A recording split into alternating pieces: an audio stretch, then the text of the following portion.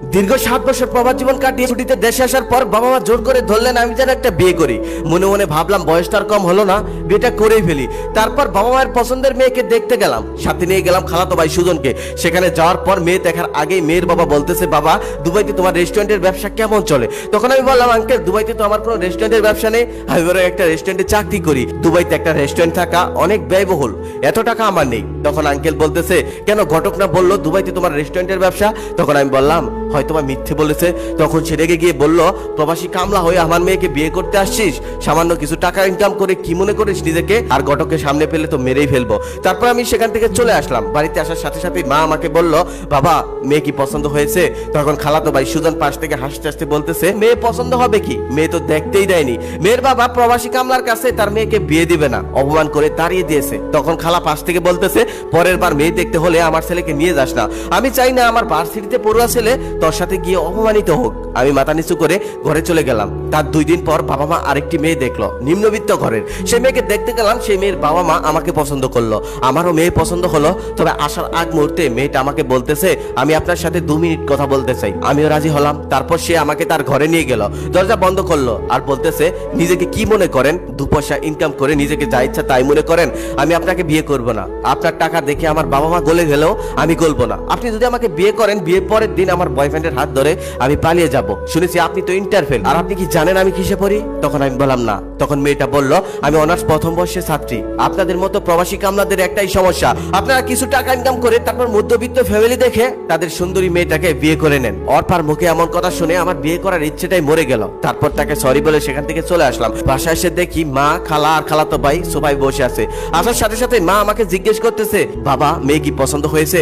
তখন আমি বললাম, শুধু আমার পছন্দ হলেই তো হবে না, মেয়েরও তো পছন্দ আছে, ওই মেয়ে প্রবাসী ছেলেকে বিয়ে করবে না। তখন খালাতো ভাই হাসতে হাসতে বলল, ভাইয়া তোমার আর বিয়ে হবে না, তুমি বরং বিয়ে করার আশা ছেড়েই দাও। খালা তখন বলতেছে, ঠিকই তো বলেছে, আমার ছেলের মতো যদি লেখাপড়া করতি তাহলে তো এমনটা হতো না। বিদেশে গিয়ে থালা বাসন ধুলে কি কোনো মেয়ে বিয়ে করতে চাইবে? আমি সচরাচর বড়দের মুখের সামনে কথা বলি না, তবে সেদিন আর চুপ থাকতে পারলাম না, রাগে বলেই ফেললাম, খালা শোনেন, আপনি যখন হসপিটালে হার্ট ব্লক হয়ে পড়েছিলেন, 2 লক্ষ টাকার জন্য অপারেশন করতে পারছিলেন না, তখন এই প্রবাসী কামলায় প্লেট ধুয়ে তারপর আপনাকে 2 লক্ষ টাকা দিয়ে অপারেশন করিয়েছিল। আপনার ছেলের আইফোনের শখ ছিল, এই প্রবাসী কামলায় প্লেট বাসন ধুয়ে আপনার ছেলেকে আইফোনের শখটা পূরণ করেছিল। তখন খালাতো ভাই রেগে গিয়ে বলল, সামান্য 2 লক্ষ টাকা আর একটা আইফোনের জন্য আজকে আমার মাকে অপমান করলে?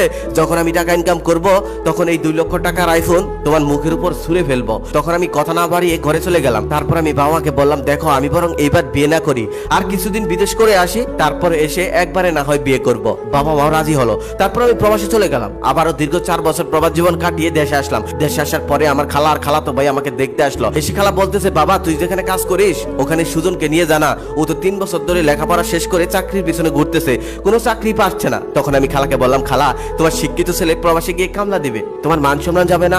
আর ও প্রবাসে কামলাগিরি করলে তো দেশে এসে বিয়েও করতে পারবে না। তখন খালা চুপ করে রইলো। আর খালাতো ভাইকে আমি বললাম, দেখ যখন 2 হাত ভরে টাকা ইনকাম করবি তখন আর কারো মুখে টাকা ছুঁড়ে ফেলতে ইচ্ছে করবে না, টাকা আঁকড়ে ধরতে ইচ্ছে করবে। তারপর আমি জমি নিয়ে একটা প্রবলেমের কারণে উকিলের কাছে গেলাম। সেখানে গিয়ে দেখলাম সেই আঙ্কেলটা, যে আঙ্কেলের মেয়ে বিয়ে করতে গিয়েছিলাম আর আমাকে অপমান করে তাড়িয়ে দিয়েছিল, আমাকে দেখে সে চলে গেল। সে চলে যাওয়ার পর আমি উকিল আঙ্কেলকে জিজ্ঞেস করলাম উনি এখানে কিসের জন্য এসেছিল। তখন উকিল আঙ্কেল বলতেছে, ওনার মেয়েকে এক বড় লোকের ছেলের কাছে বিয়ে দিয়েছিল, ছেলে নেশাখোর, মেয়েকে অত্যাচার করে, মেয়ে তার কাছে থাকবে না, তাই ডিভোর্সের জন্য এখানে এসেছিল।